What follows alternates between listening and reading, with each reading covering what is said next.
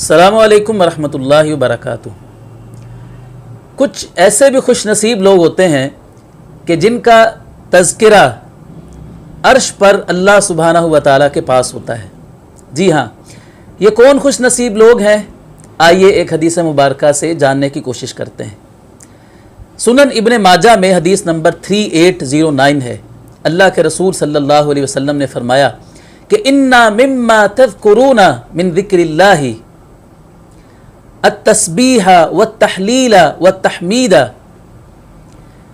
کہ تم اللہ تعالیٰ کی عظمت کا جو ذکر کرتے ہو، سبحان اللہ کہتے ہو، لا الہ الا اللہ کہتے ہو، الحمدللہ کہتے ہو، تو یہ جو کلمات ہیں اللہ تعالیٰ کے ذکر کے، فرمایا ینعطفن حول العرش، یہ کلمات اللہ کے عرش کا چکر لگاتے ہیں۔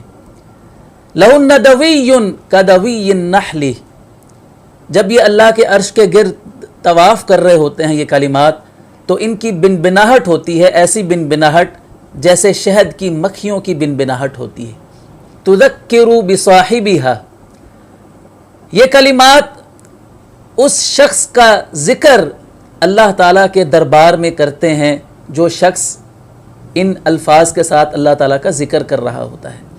آخر میں آپ علیہ الصلوۃ والسلام نے فرمایا اما یحب احدکم ان یکون لہ من یذکر بہ، کیا تم میں سے کوئی شخص یہ نہیں چاہتا کہ اس کا شمار بھی ان لوگوں میں ہو کہ جس کا ذکر اللہ سبحانہ و تعالیٰ کے ہاں عرش پر ہوتا ہے۔